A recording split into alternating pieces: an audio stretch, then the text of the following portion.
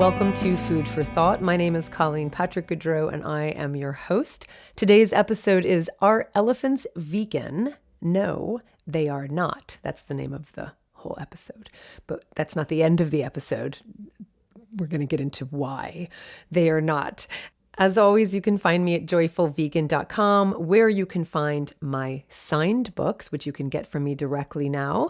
You can join me in my online cooking classes over there. You can join the 30-Day Vegan Challenge, and you can go to joyfulvegantrips.com, where you can join me in my all-inclusive trips all around the world. This podcast is listener supported. So if it is something you value and you'd like it to continue and you'd like to enjoy some perks, please head over to patreon.com/Colleen Patrick-Goudreau to become a supporter today at your chosen level. Thank you so much in advance for supporting this podcast. It really is listener supported. And thank you for listening and for leaving ratings and reviews. It all makes a difference. We've got some great cooking classes coming up, online cooking classes I teach from the comfort of my home, and you can enjoy from the comfort of your home. We've got Pressure Cooking 101, mushroom recipes for mushroom haters and the people who love them. People who love the mushroom haters, not the mushrooms. But by the end of the class, you're going to love mushrooms. We're doing pizza, Neapolitan pizza, of course, thin style, delicious pizza. We're making also a cashew mozzarella along with our pizza sauce and our pizza dough. And we have a chocolate Yule log class coming up. We're going to be making traditional bûche de Noël for the holidays. So go to joyfulvegan.com for those classes. And for the trips, as I said, joyfulvegantrips.com. We've got Rwanda coming up in 2022. So there's still time to join us. And you can join me in Tuscany in 2023 and in Northern Italy in 2023. And these trips are filling up. So go to joyfulvegantrips.com and do not miss out on these trips. They're just such a wonderful way to connect together with incredible people, enjoy delicious food, go to animal sanctuaries, and enjoy the countries and the people and the culture and the food that we go to. So let's get started with today's topic. Being a cat mama, one of the most common questions I get is about what I feed my cats, Charlie and Michko, and how I reconcile being vegan with the fact that cats are obligate carnivores and need animal flesh to survive and thrive. My short answer is, I'm vegan, my cats are not. Now, you would have seen this if you follow me on Instagram. I made an Instagram reel, a 1-minute video on this topic, and, basically said, I'm a human being. I thrive on plants. Charlie and Michko are carnivores. They thrive on other animals. So this episode is not about being vegan and having cats. And it's also not about the fact that humans do thrive on plants over animal flesh and fluids. It's an episode about how we talk about who and what we eat, how we talk about ourselves and other animals when it comes to our diets. For instance, calling elephants vegan or gorillas vegetarian or deer herbivores and lions carnivores, that sort of thing. So, diet classification, if you will. And the reason I started off with my answer to what I feed my cats as a vegan is because while language isn't perfect, I do my best to use it to articulate ideas and to frame things, to frame my ideas as simply and succinctly as I can. And so when I say I'm vegan, my cats are not, right? Being carnivores, Charlie and Michko eat other animals. Being vegan, I thrive on plants. That's about as simple as I can make it because vegan means something. You know what I mean when I say that. You know what I mean when I say cats are carnivores. Where it starts to get a little messy for me is when I hear people call animals who eat only plants, like elephants or gorillas, vegan, or when they call friends or family members who eat meat carnivores, or when vegans call themselves herbivores. So I wanted to unpack this a little bit. I think about this a lot when I hear about how other people, how other vegans, how other non-vegans frame how they eat, who they eat, if they eat meat, if they don't. And I'm very interested in how we talk about what we eat. And so I wanted to do this episode. And when I was doing the episode on cats and carnivores and me being vegan, I just thought, I think it's time to write this episode and see if it resonates with you and share my thoughts with you to see if those thoughts resonate with you, right? So are elephants vegan? No, in my opinion, they are not. Neither are giraffes or gorillas or rhinos and hippos and cattle and horses and any other mammal who eats only plants. Now, they're herbivores. They eat only plants, right? I'm not talking about whether or not they eat animals or not. They don't. They are plant eaters. So I'm not questioning their biology. But what I am suggesting is I don't call them vegan. I call them herbivores. They are exclusively plant eaters, but they're not vegan because that's a very specific word with a very specific meaning attributed to a very specific mammal, i.e., humans. And as always, when I talk about language, please keep in mind this is not prescriptive. I'm not saying you shouldn't say this or you should say that or you should or not use this word. That's not what I'm saying. My intention is simply to share my thoughts with you and see if they resonate with you. If they don't, that's fine. If they do, then great. If they don't, that's great because it's just another way of thinking about something. It's just another perspective, and it just might not be one that you share with me. The best I can hope for is that you have something new to chew on, no pun intended, and a new way of looking at things, maybe a frame for your own way of thinking about things and articulating what you think. So that's my hope. That's my intention. So let's look at the wonderful world of words related to eating based on physiology. And let's use the word herbivore as a jumping off point.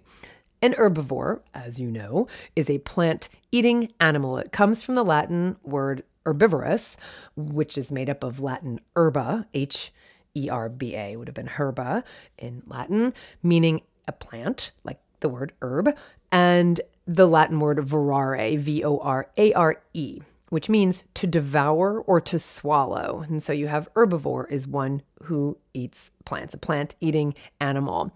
And by the way, that Latin root vorare, it's in a lot of other familiar words, like the word I just said, devour. So that root, that verb, that Latin verb, is in the word devour. You have de, which means down, and then you have V-O-U-R, devour, which comes from vorare, which means to devour, which means to swallow. So to devour is to eat ravenously, meaning to like swallow down.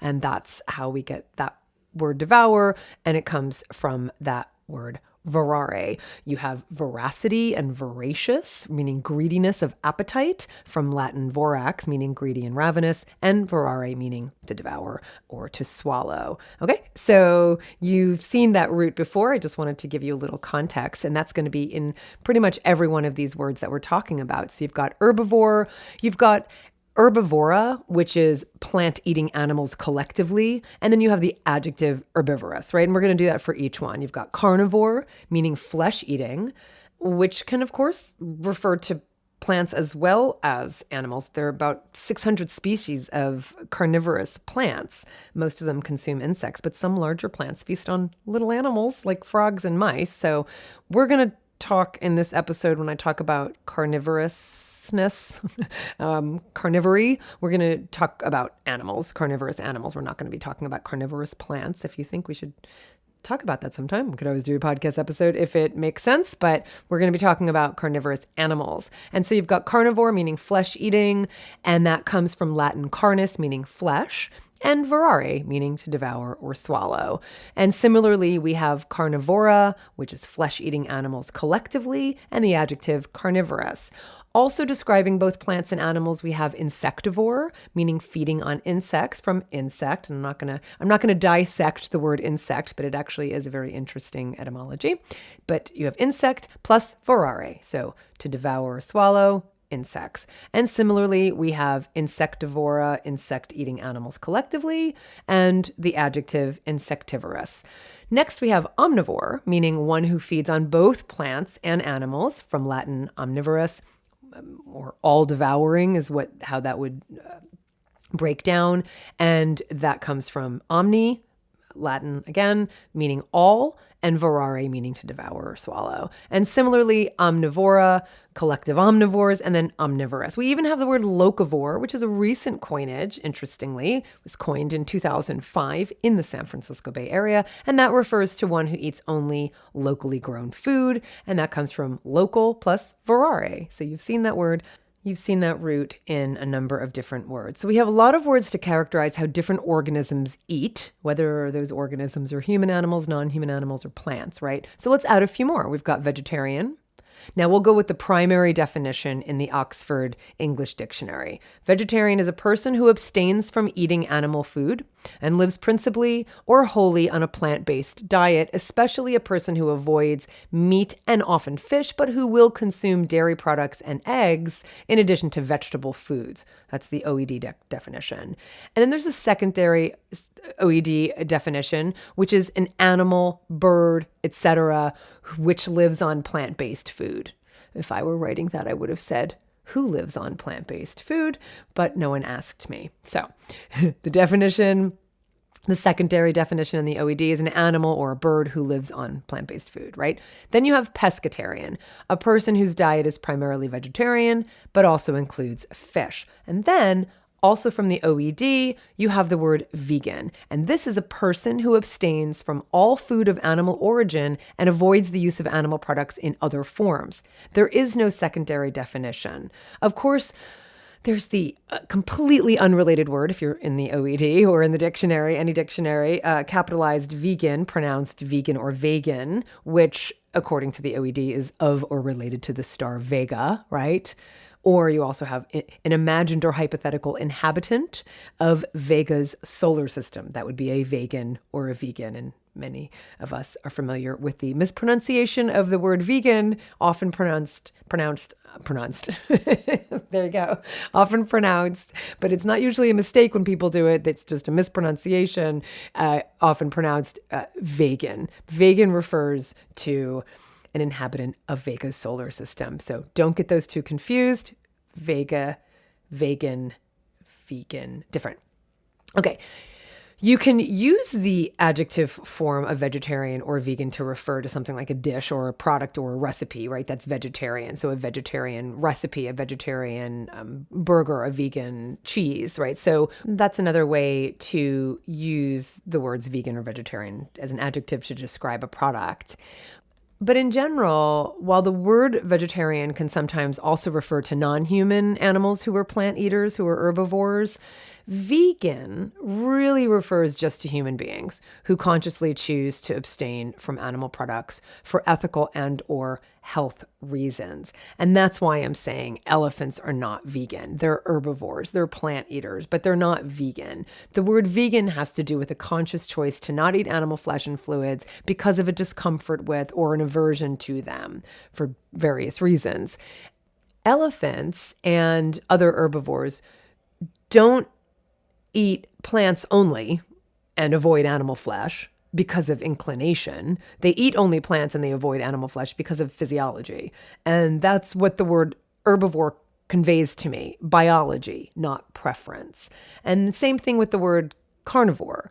It's a biological term to characterize animals. I know plants can be carnivorous, fine, plants and animals who thrive on, who survive on eating other animals. All that's to say is carnivore, like herbivore, it's a biological term. It's not a term that refers to choice or inclination. It conveys a physiological predisposition, in the case of carnivore, to hunt and consume flesh, right? The physiological predisposition, the speed they have, the keen senses for hunting, as well as teeth and claws for capturing and tearing prey animals, not to mention the digestive system that enables them to digest and process flesh. Humans, we lack all of that. We are not biologically carnivores. Thus, while I might say that people who eat animal flesh eat a carnivorous diet, I wouldn't call them carnivores in the same way I would say that people who are vegan or plant-based eat an herbivorous diet, but I wouldn't call them herbivores. I wouldn't characterize us as herbivores because we're not herbivores in the way that elephants or horses or giraffes are. Like, they can't consume animal flesh at all. It's kind of freaky to even contemplate thinking of an herbivorous animal consuming animal flesh, right? Not only are they not built for hunting, they're the hunted. They also don't have the digestive system to process flesh. And actually, let's talk about physiology for a minute, because this will set the stage for our conversation about omnivores. Let's start with the teeth. Now, I have podcast episodes on the differences, the physiological differences between carnivores and herbivores. We're just going to recap a little bit here. That's not what this episode is about, but let's look at the teeth, and we'll it's coming back to words again, because the large teeth of obligate carnivores make them perfect for piercing and seizing flesh and tearing apart their prey. And those teeth are called carnassials. And they're present in most carnivores, not in humans. In fact, the word carnassial comes from the Latin word carnis, which, as you know, means flesh, as in carnivore. These pathetic little eye teeth we have, these are not the teeth of carnivores. We have what we have named canine teeth, but they're not the sharp scissor-like teeth of carnivorous animals. We have flat molars, just like plant-eating animals, that enable us to grind fibrous plants. Now, moving down the digestive tract to the stomach, a significant difference between carnivores and herbivores can be seen in the stomach acids. The stomach acid of carnivores not only breaks down flesh, it also kills the dangerous bacteria that would otherwise sicken or kill the meat eater. The stomach acids of herbivores and humans are much weaker in comparison because strong acids aren't needed to digest fruits and vegetables that have already been chewed up and broken down. As for the stomach itself, carnivores and omnivores have a simple single-chambered stomach. The main difference being, aside from the aforementioned acid, is the volume capacity, right? So chambered stomach in both carnivores and omnivores, but you have strong acid in the carnivore's stomach, and you have a much higher capacity for higher volume in the carnivore's stomach. And when it comes to the intestines, you've heard this before, the most striking difference between carnivores and herbivores is in the size of the intestines. In carnivores, the small intestine is only about 3 to 6 times the length of their body. As for the large intestine or the colon, in carnivores, it's very simple and it's very short. The small intestine of plant-eating animals tends to be very long, greater than 10 to 12 times its body length, to allow adequate time and space for absorption of nutrients. Humans similarly. So we differ from carnivores in many regards, but we differ from herbivores as well, especially in this part of the gastrointestinal system. Herbivores are either ruminant or non-ruminant. Ruminant herbivores have a special 4-chambered stomach with a unique microbial flora capable of digesting the tough cellulose found in plants. That's not us. We are not ruminant animals. We're not herbivores, right? That's not us. And we only have one stomach.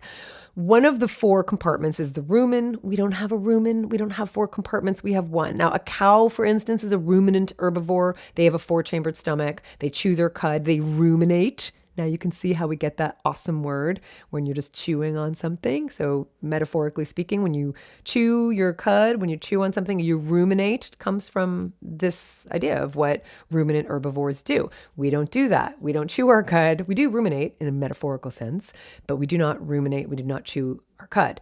Compared to the ruminant herbivore, the non-ruminant has a rather simple stomach, which has only one compartment. So ruminant animals have 4.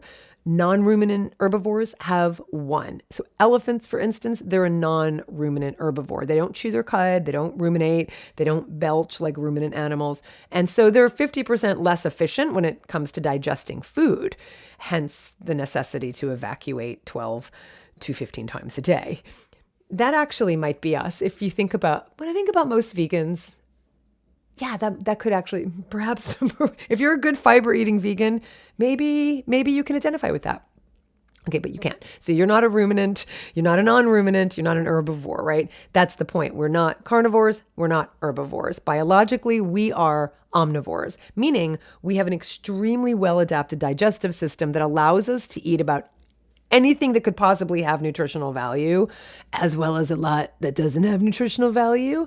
Biologically, we resemble herbivores significantly more than we resemble carnivores. And that must be said, and I've said it in many other episodes and capacities, but it must be said because of people who insist that humans are supposed to eat animal flesh. We're more like carnivores. No, we're not. We're not carnivores, but we're not herbivores, even though we don't do a very good job of taking in meat and animal products. If you look at our rampant diseases, again, check out some past episodes, one particularly on the diseases of affluence. That's a very interesting one about this topic. But what we're talking about here are the words we use to characterize each other. And the words we use to characterize our closest living relatives, the words we use to characterize the great apes, which we are part of, right? So chimpanzees, gorillas, orangutans, bonobos.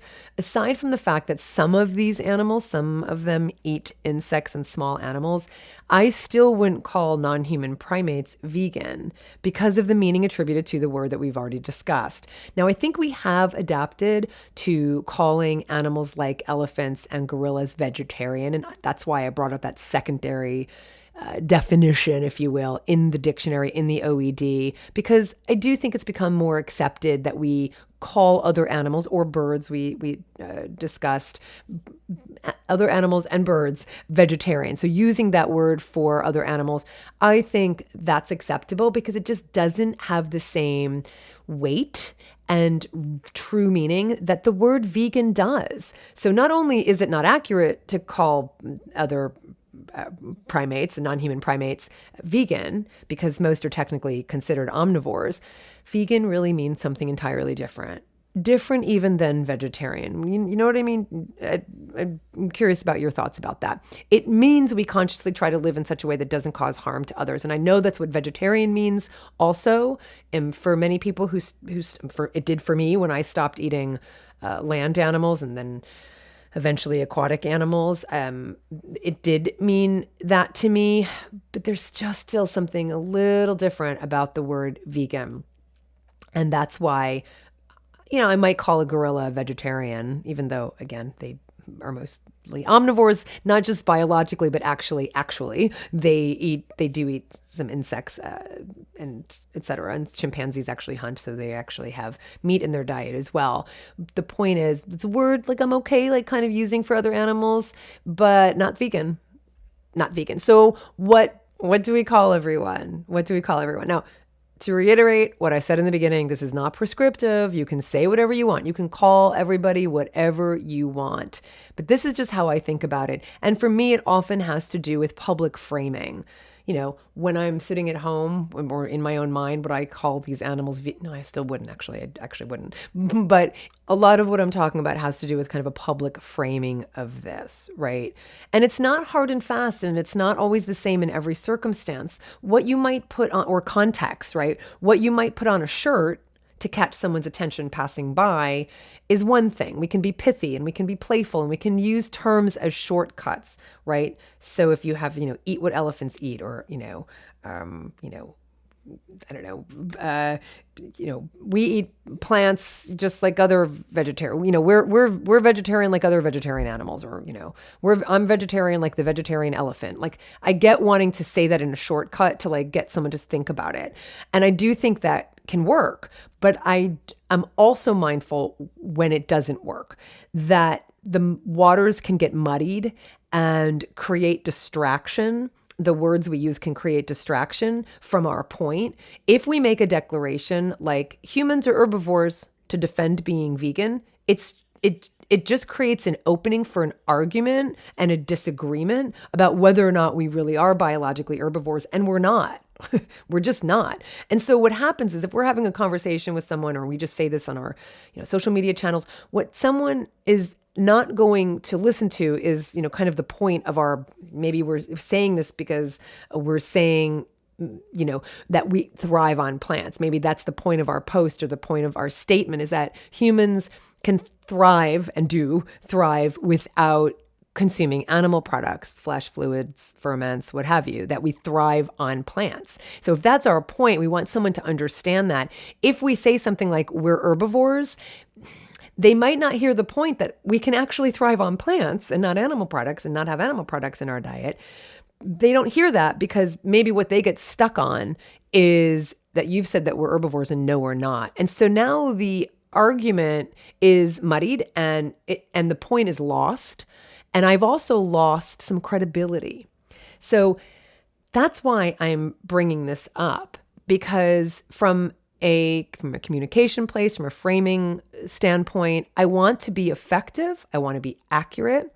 I want to have credibility. And so if we want to get our message across without creating distractions and losing credibility, that's why I think it's worth paying attention to the words we use when we talk about physiology. So how do I personally characterize all of this? Well, I would say the non-human plant eaters of the world, deer, antelope, cattle, horses, donkeys, right? I call them herbivores or even plant eaters. Different contexts. I might be writing, I might be speaking, different contexts, right? Herbivores, plant eaters, depending on what type of herbivore I'm talking about. I might also call them ruminants or non-ruminant herbivores. I might call them ungulates, right? I might refer to them as prey animals, right? I might even refer to them as vegetarian animals, but I don't call them vegan. I would not call an elephant vegan, and I would not call a gorilla vegan. I might say they're vegetarian. Might say they eat vegetarian foods. I might call them, well, I would call them herbivorous. Yeah, I might say that they eat vegetarian food, but I wouldn't say they're vegan. I wouldn't call them vegan. The human plant eaters of the world, well, they too are plant eaters. So I would say plant eaters, but again, it's context, right? But I would say they're vegan or they're vegetarian, whatever is appropriate or apropos. I might say they're plant-based. I know that that's a whole other conversation we're not going to get into right now, but I don't call humans herbivores. And I think I made this clear already. I might say that we have an herbivorous diet, but that's different than saying that we're herbivores. And technically speaking, we are prey animals, though I don't know that I've had many I have had contexts where I've had to make that point, because we are prey animals, but that's another point, and that's for another day. So I would call human plant eaters, vegan, vegetarian, plant-based, consisting of an herbivorous diet or, eating herbivorous foods or eating a vegetable-only diet, that kind of thing. But I wouldn't call us herbivores. For the same reason I just mentioned. I don't want there to be a distraction, and I don't want to lose credibility. The non-human flesh eaters of the world, what do I call them? These are the lions, the tigers, the eagles, the crocodiles, the bears, right? I call them carnivores. I might call them predators. I might call them obligate carnivores. But I think it's fun if we take a moment to delve a little deeper to understand the different categories of carnivores, the way we discussed ruminant and non-ruminant herbivores. Carnivores are in fact divided into 3 different categories based on what percentage of their diet consists of animal flesh. So animals who get 70% or more of their nutrition from animal flesh, are called obligate carnivores. So we've used that when we talk about domestic cats, right? So obligate carnivores or hyper carnivores. So these are crocodiles and owls and eagles and vultures, most wild canids like wolves, dolphins, snakes, spiders, scorpions, most sharks, and every species of the family Felidae. So lions, leopards, jaguars, tigers, and as we said, the domesticated cat. So all are obligate carnivores or hyper carnivores because 70% of their nutrition comes from the flesh of other animals. Carnivores whose diet consists of about 50% flesh and upwards of 70 are called mesocarnivores, so middle carnivores. That's the coyotes, foxes, raccoons, skunks, otters, martens, lynx, and some mongooses, which I guess would be mongoose. So these are mesocarnivores. 50% up to 70%. Animals whose diet is only about 30% meat are called hypo carnivores. So not hyper, that means upper and above. Hypo, which means lower and under. So hypo carnivores are grizzly bears, black bears. They would be hypo carnivores because they get their nutrition from about 30%. 30% of the nutrition comes from meat. Now, for all of these animals, by the way, the remaining nutrients would come from insects, but fungi and fruits and other plant material and any food that's available to them. So that's where the rest of their nutrients come from. And I think knowing the different types of carnivores is helpful to dispel myths and societal biases against carnivorous animals because they tend to be so demonized just for being carnivores, just for being predators. Yes, especially demonized by ranchers who, have a monetary loss if, a mountain lion comes and eats their sheep, what have you. But I think just generally speaking, the way we talk about predatory animals, all you have to do is look at some of our fairy tales, folk tales. When we talk about wolves, there's a lot of stories and a lot of societal consciousness that is pretty damning when it comes to how we talk about predatory animals. We talk about them like they're menacing, like they're threatening, like they're bloodthirsty, right? So I think framing the way we talk about them as obligate carnivores or hypo carnivores or meso carnivores, I think that could even help them in the PR department, right? Do you understand what I'm saying, right? I invite you to go back and listen to my conversation with Camilla Fox. She's a dear friend of mine, and she's the founder of Project Coyote. And we talk about how to characterize the predatory animals in a way that doesn't demonize them. So that's why I'm bringing this up, is because I think there's a way to talk about them that lessens the perception that they are a threat. And so that's why I'm saying, like, talking about them as, look, hey, mesocarnivores or hypocarnivores, they only get their, they only eat 30% of their diet is from meat. The rest is from plants and fungi. And so like, it just, I think, positions them in a way that could, again, help them in the public relations department. So that's how I talk about non-human flesh eaters, carnivores, different types of carnivores, flesh eaters, I might say, meat-eating predators, I might say predators, predatory animals.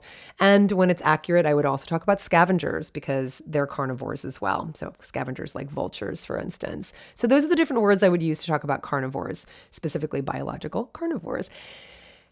What about humans who eat animal flesh? I wouldn't call them carnivores, right? If I'm referring to a friend or a neighbor or a family member, I know there are people who do this.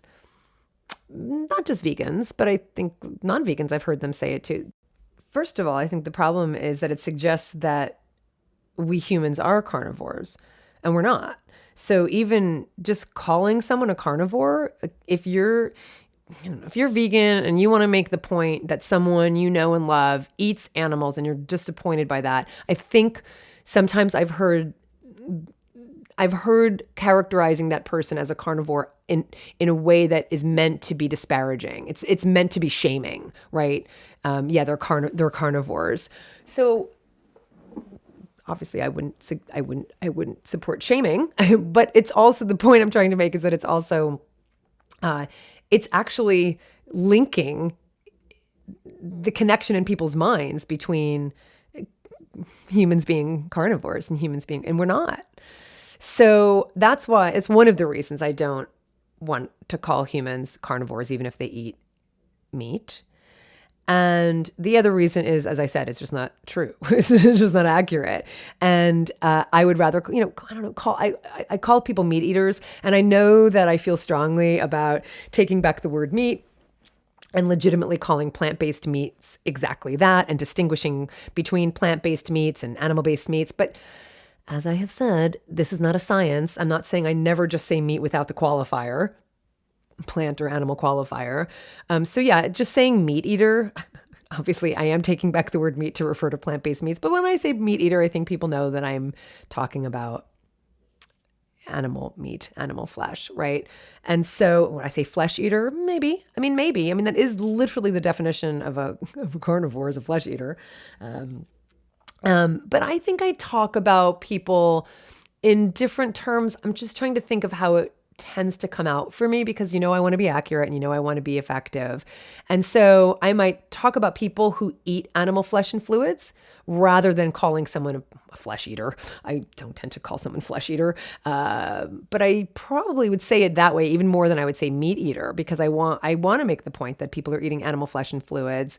And I do want to not just reserve the word meat for animals. Does that make sense? For animal flesh. So I don't know, non-obligate carnivore. I don't know. So I would probably call someone who eats, I would refer to them as people who eat animal flesh and fluids.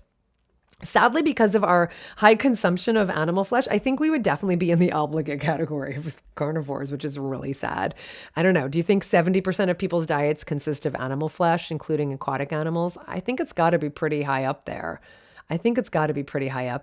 So what are meat-eating humans technically then? I don't know. What are they? Non-obligate carnivorous omnivores?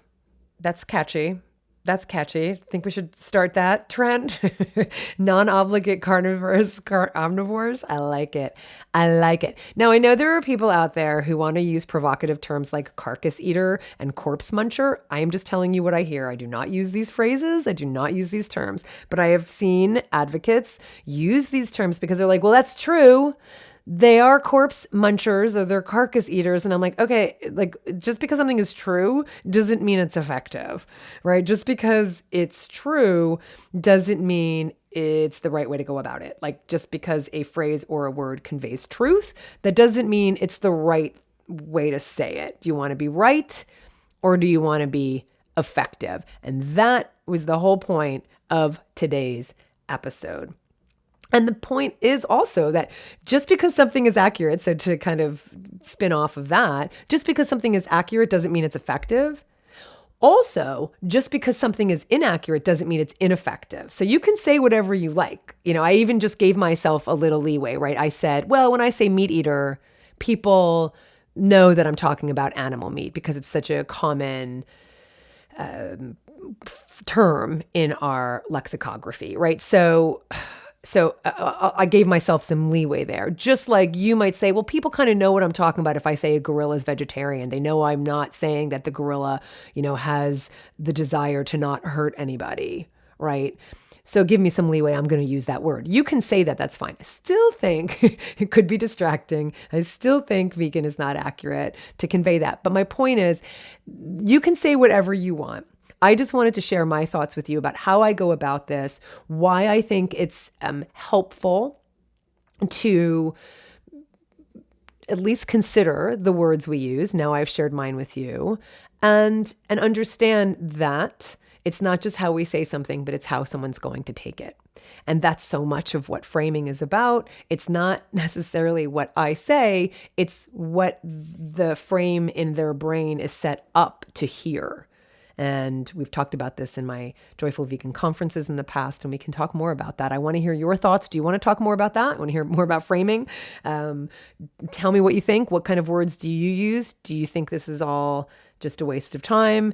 Do you want to just say whatever you want? I want to hear what you have to say. So leave comments at joyfulvegan.com. You can leave comments on social media. You can DM me. And if you do join me for any of my upcoming cooking classes, please use the coupon code 10OFF. That's the number 10, OFF, 10 off to give you 10% off any of the classes you join. And please go check out the pledge levels to become a supporter at patreon.com/Colleen Patrick-Goudreau for the animals. This is Colleen Patrick-Goudreau. Thanks for listening.